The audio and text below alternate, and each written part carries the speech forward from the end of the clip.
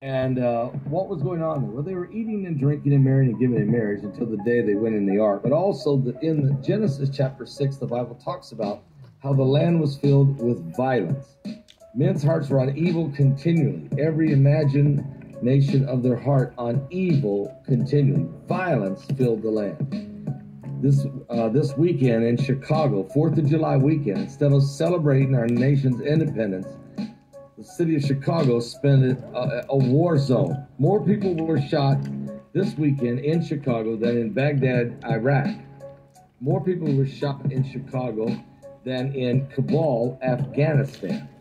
Yes, more people were shot than in Gaza, in the Gaza Strip. More people were shot in Chicago than any city in the world. 72 people shot. 13 are dead. Guys, and we're defunding the police. This is getting out of control. It's beyond out of control. Let me tell you all about that. And this is going to be a long, hot summer. No doubt about that. First of all, let's put a shout out right now for www.easysummercool.com. That's easysummercool.com. Guys, the hottest temperatures of the summer are back. That means costlier power bills for you and me. Matter of fact, the summer, your bill could be higher than usual because of the increased cost for materials and supplies across the board. This is why I'm going to highly recommend visiting easysummercool.com. Just go to www.easysummercool.com. This amazing 4-in-1 portable AC unit is a portable, easy-to-use mini air conditioner and humidifier. What? I keep mine on every day. It's perfect here on my desk, and it makes my room ice cold. Anyone who wants to save on their power bill should have one in their room. Just learn more about it. Go to www.easysummercool.com and save 50% off if you order yours today. And you'll be glad you did, okay? All right, guys, but it's really, really getting sad in Chicago, to be quite honest with you. Let me tell you what happened. And, oh, by the way, 7 of the 13 killed were children. This is an emergency. This is an emergency. It's an emergency, not just business as usual. But that's how it's being treated in Chicago. 13 people have been murdered in the streets of Chicago. 59 others wounded since Friday night. And nobody seems to be panicking about it. There's no parades. There's no protesting. There's no demanding something be done, especially over on the south side of Chicago where most of this is happening. 2 people were killed, at least 4 more wounded, including a 12-year-old girl and a 13-year-old boy in a early this morning, just after midnight, in Washington Park on the south side of Chicago. The Washington Park attack happened around the same time that a 6-year-old girl and a woman were shot in West Pullman, and about 4 hours after an 11-year-old boy and a man were shot in Brainerd. All this happened on the south side of Chicago. In one of the latest shootings, a 5-year-old girl was injured after she was shot in the leg. Chicago police say the girl was in the alley near the 117th Street and South Normal Avenue when she was hit. And a 6-year-old girl and a 43-year-old woman were shot at the 100 block of East 119th Place, according to police. And they were just standing with a group in a 100 block east of 119th Place at about 1:04 a.m. in the morning, when police said someone in a gray SUV pulled up and fired in their direction. It just shot them. The girl was wounded in the hand and was transported to Comer Children's Hospital. The woman was self-transported to Roselawn Hospital. She's in fair condition. A 19-year-old man was killed while riding in a vehicle over on the near west side of Chicago just after 11 p.m. And the teen was riding as a passenger in another vehicle at the 2600 block of West Van Buren Street when somebody fired several shots and killed him. He suffered 5 gunshot wounds throughout his body, taken to Mount Sinai Hospital, where he was pronounced dead when they got him to the hospital. Also, a man was shot to death Saturday night over on Woodlawn, again on the south side. And it was a 23-year-old man walking at 9:35 Saturday night in the little village over on the southwest side of Chicago. And at 7 p.m., a concerned citizen called a tip about a vehicle driving slowly, bumping against a curb. The responding officers found the man, thought to be a 20-year-old, inside a vehicle avenue with 3 gunshot wounds to his torso. He was taken to Mount Sinai Hospital, where he was pronounced dead. So he was driving in a car, and his car was just slowly bumping into the curb as he was coasting down the street. 2 other men, aged 32 and 27, were struck in the arm, taken to the same hospital. They're in good condition. 2 others were killed. 4 others were wounded. This goes on and on. I can't keep reading. I just can't keep reading. I mean, this is all this weekend. I can't keep reading. This is an emergency. This is an emergency. 72 people shot, 13 of them dead. This is an emergency. Where is the Biden administration? Where is anybody? Where's the mayor? I mean, this is just one weekend. And this is just one city. But this is happening across America. And guys, there's nobody protesting. There's nobody demanding answers. There's nobody questioning the issue. There's nobody demanding justice. There's nobody holding up signs. It just keeps going on, and people are dying. Little kids are getting shot. And it never ends. It 72 people. This isn't ISIS running through the streets, is it?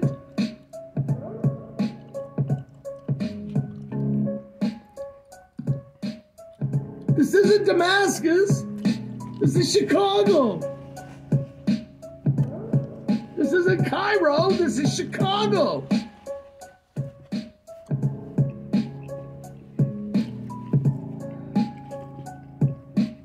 It's lawlessness. There's no leadership, thank you.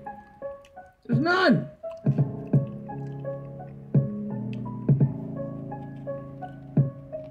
Nobody's requesting help. The mayors aren't asking for the federal government to send in the National Guard to help to police the streets and to tighten this thing down, which is exactly what needs to happen. Seriously, you have to tighten this thing down. When 72 people are being shot in the streets of one city, you have to tighten it down. Seriously, guys, you have to put some kind of a curfew, 10 o'clock in the evening, something. Put a presence out there. Everybody needs to be home by 10 o'clock, something, till we get this thing under control. Can't just let people run around shooting each other and no urgency here. Am I wrong? Am I wrong for just bringing up the fact that am I wrong? I'm concerned. If no one else is upset, I'm upset. Little kids are getting shot. 13 people got killed. 72 people got shot. There's nobody upset about it. Where's Al Sharpton now?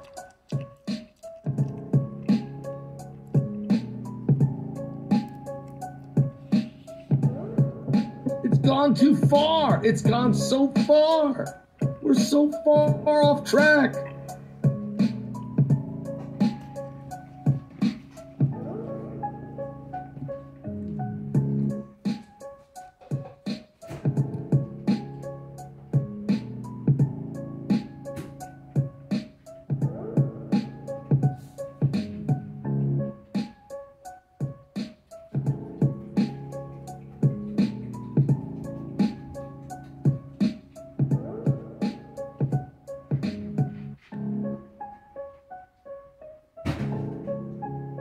And I mean, you know, where's the community organizers? I mean, this is actually near President, this is real close to President Barack Obama's home.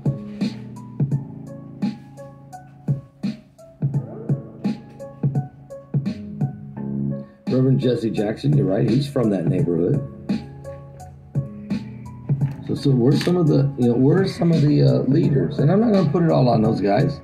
Following Thursday's fatal shooting. And I'm getting my kids away from them because my kids won't be next. The gunfire erupted just a few blocks down from the Southside home she shares with her 3 young children and their father. We all have to lay on top of those children because we thinking, because it's right here, we thinking we're going to get shot too. The early morning attack comes as Chicago police data shows an increase in the number of murders and shootings in the Roseland neighborhood this year.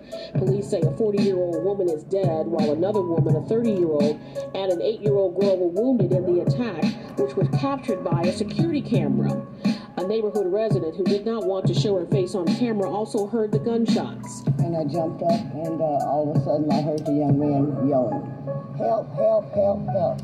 And I knew it was someone had gotten shot. Investigators say the 2 women were both on the front porch of the home near 113th and Wentworth Avenue as some sort of argument was going on when the unexpected happened. The car then speeds off. The 40-year-old died at the hospital. Police say the other woman suffered a graze wound to the head, and the 8-year-old who was inside the house at the time of the shooting was hit in the arm. Both are expected to be okay. Insanity here on Eyewitness News these days, and tragically, it was on full display across New York City yesterday. 9 shootings on Memorial Day, 9 shootings, a total of 15 victims. 7 of those shootings happened in a span of just 6 hours between 4:45 in the afternoon and 10:40 at night. And there was gun violence in all 5 boroughs. One person, a 15-year-old, was killed. We'll say that again. A 15-year-old was killed. In one of those shootings, 5 people were hurt. This exclusive video, that shootout in the Bushwick section of Brooklyn. Eyewitness News reporter NJ Burkett obtaining this video, and he joins us live at the scene now. Right, Bill, Mayor de Blasio told me today that he can feel it in his bones. The city of New York is turning around. But try telling that to the people of Bushwick, Brooklyn, or the people in Queens, Manhattan, the Bronx, or Staten Island. Yes, there were shootings last night in all of those places. 5 people shot here on this street corner alone. I wasn't here, so I'm glad I wasn't here. Neighbors know how lucky they were. It was just before 8 p.m. 2 groups of young men are standing outside the neighborhood bodega. Suddenly, one of them opens fire, and it's pandemonium. 5 will be hit with gunshots to the chest and back, in the arms and legs. Amazingly, no bystanders were wounded, but it was only one of several shootings last night. In just 6 hours, there were 7 shootings with 13 victims. One of them, a 15-year-old in Harlem, was killed. A rising tide of gun violence that touched every borough last night. And it all comes as police have struggled for weeks to control violent assaults in the New York City transit system. Today we asked Mayor de Blasio to explain what's happening and what he's doing about it. What do you say to people who believe that the crime genie is out of the bottle and you don't know how to stuff it back in? I understand the fear, I really do. And there's a persistent concern, which I've heard now for decades in this city, of are we going to go back to the bad old days? Also known as Chicago's Black Wall Street, are coming together. They are vowing not to let the violence or the pandemic stop this neighborhood from thriving. At her Brown Sugar Bakery on 75th Street, founder Stephanie Hart offers a piece of cake for peace to a neighborhood just hours after it's once again besieged by violence. We've been working extremely hard to try to create an environment, especially during the pandemic, that people felt good about coming. The business is one of several in the city's Chatham neighborhood reacting to the early morning mass shooting that left a Chicago woman dead and several others wounded. Over the last 30 years, businessman Eddie Al-Hatib has owned numerous establishments in the community, including currently A&S Beverages. He's concerned the violence will make efforts to stabilize the area even harder. The sad part is we are working with the neighbors and with the police department and the city of Chicago to help overcome these problems that the gun is the problem to them. Shots rang out around 2 o'clock Saturday morning as people socialized along the public-friendly boardwalk area on 75th Street as Chicago officially reopened. Locals say it's known as a spot where people bring their stylish cars and motorcycles to show them off. This woman who did not want to be on camera was there. And somebody was popping fireworks, and I heard that they didn't like that. And next thing I know, somebody just started shooting at the crowd, just at the booth. The Cook County Medical Examiner identified the victim as 29-year-old Kim Fear Miles. Friends gave us this picture of the mother and Chicago resident before honoring her with prayers and a balloon release. 6th Ward Alderman Roderick Sawyer calls the shooting a tragedy that will not undo the years of hard work in the area. Police are still investigating the shootings. This as neighborhood businesses are meeting, coming up with different ways to make sure that this neighborhood continues to thrive.